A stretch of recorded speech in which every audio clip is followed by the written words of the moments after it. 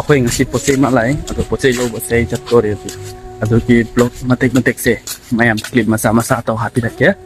ꯑꯗꯣ ꯍꯧꯖꯤꯛꯁꯦ ꯑꯩ ꯆꯠꯂꯤ ꯑꯩꯈꯣꯏ ꯄꯣꯠ ꯆꯩ ꯂꯥꯛꯏ ꯑꯗꯨ ꯂꯧꯕꯩꯗꯃꯛꯇ ꯐꯔꯦ ꯃꯌꯥꯝ ꯑꯗꯣ ꯍꯣꯔꯦꯟꯒꯤ ꯀ꯭ꯂꯤꯞ ꯃꯆꯥꯗꯣ ꯑꯣꯏꯅ ꯆꯦꯛꯄꯤꯔꯛꯀꯦ ꯄꯣꯔꯛꯏ ꯁꯥꯏꯀꯜꯁꯦ ꯑꯣꯏꯔꯅ ꯃꯌꯥꯝ ꯁꯥꯏꯀꯜ ꯊꯧꯔꯤꯁꯦ ꯁꯤꯒ ꯂꯩꯔꯦ ꯆꯥꯜꯂꯤꯁꯦ ꯄꯣꯠ ꯆꯩ ꯑꯗꯨꯒ ꯁꯥꯏꯀꯜꯁꯤꯒꯗꯤ ꯄꯛꯆꯔꯝꯃꯅꯤ ꯃꯌꯥꯝ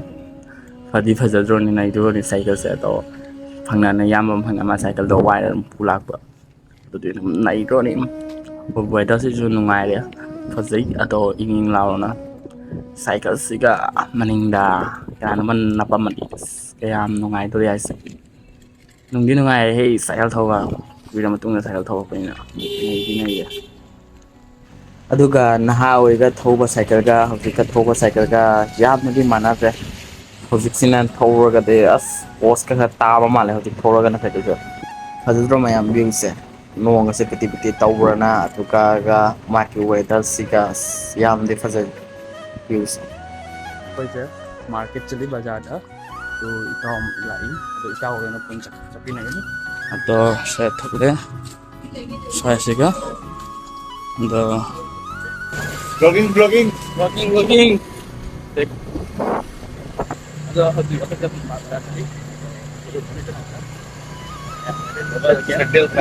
ꯋꯦꯗꯔꯁꯤꯁꯨ ꯃꯌꯥꯝ ꯅꯣꯡ ꯆꯨꯔꯕꯅꯤꯅ ꯅꯨꯡꯉꯥꯏꯔꯦ ꯑꯗꯣ ꯋꯦꯗꯔꯁꯤꯗꯤ ꯑꯗꯨꯅꯤ ꯃꯩ ꯇꯥꯔꯦ ꯑꯩꯈꯣꯏ ꯒꯜꯂꯤꯅꯤ ꯁꯨꯝꯆꯥꯏꯁꯦ ꯊꯣꯛꯂꯛꯑꯦ ꯑꯗꯣ ꯅꯣꯡ ꯆꯨꯔꯕꯅꯤꯅ ꯋꯦꯗꯔꯁꯤꯗꯤ ꯅꯩꯌꯦ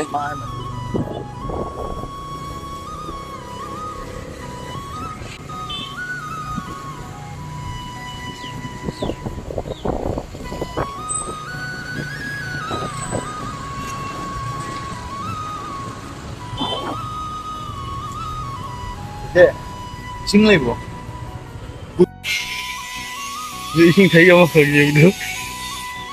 ꯀꯃꯥꯏꯅ ꯇꯧꯅꯣꯕ ꯑꯗꯣ ꯃꯌꯥꯝ ꯂꯩꯁꯥꯕꯤꯁꯤꯡꯁꯦ ꯏꯔꯨꯖꯔꯛꯀꯦ ꯑꯗꯣ ꯂꯩꯁꯥꯕꯤꯁꯤꯡ ꯊꯣꯛꯂꯛꯄ ꯀꯥꯟꯗ ꯏꯔꯨꯖꯔꯛꯀꯦ ꯑꯩꯉꯣꯟꯗ ꯂꯩꯌꯦ ꯑꯗꯣ ꯃꯍꯥꯛꯇꯤ ꯌꯦꯡꯗꯤ ꯌꯦꯡꯉꯤ ꯑꯗꯣ ꯃꯁꯛ ꯌꯥꯗꯦ ꯑꯗꯨꯝ ꯐꯖ ꯐꯖꯕꯒ ꯂꯩꯕꯗꯣ ꯑꯗꯨꯝꯕꯗꯣ ꯂꯩꯒ꯭ꯔꯖꯥꯠꯅꯤ ꯑꯗꯨꯝ ꯌꯦꯡꯉꯛꯑꯗꯤ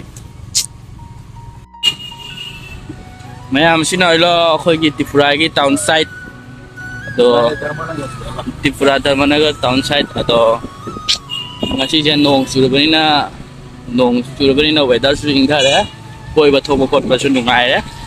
ꯑꯗꯣ ꯍꯧꯖꯤꯛ ꯑꯩꯈꯣꯏꯁꯦ ꯕꯖꯥꯔ ꯆꯠꯂꯤ ꯑꯗꯣ ꯑꯩꯈꯣꯏ ꯕꯖꯥꯔꯁꯨ ꯆꯠꯂꯛꯀꯦ ꯆꯥꯝꯗꯤ ꯐꯖꯗꯦ ꯕꯖꯥꯔ ꯑꯗꯨꯒ ꯃꯐꯝꯁꯤꯗꯤ ꯅꯩꯕꯅꯦ ꯁꯨꯝ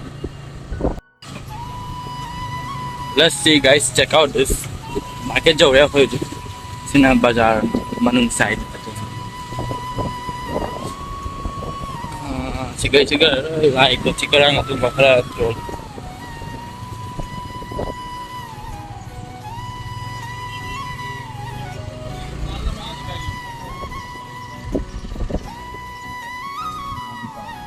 Jauh jare hoje dukan. Tahu ke चप्पल लाई तो रे चमाई चप्पल भी जंगल लाई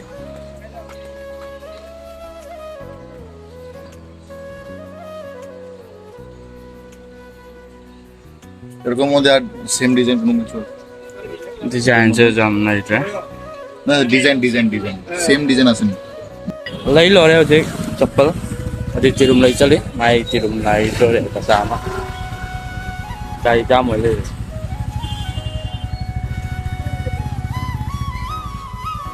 nó hơi bao giờ xài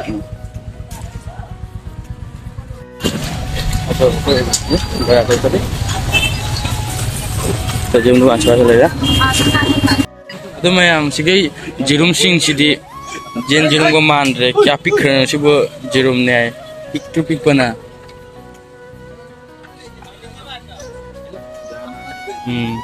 lâu packaging to holo ma jirum dai lo na chali अरे जो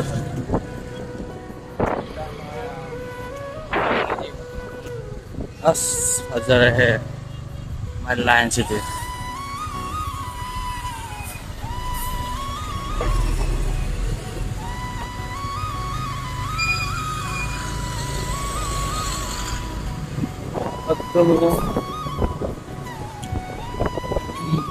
बाजार lo jadi di baजार ya pasti guys untuk mayung segala ya jum satu nih ngambil ya kan masa dulu ya untuk satu nih segala kami atau gimana lagi kita dulu ya di jum dalam apa untuk ngelak wae jum lagi asik jum cang nih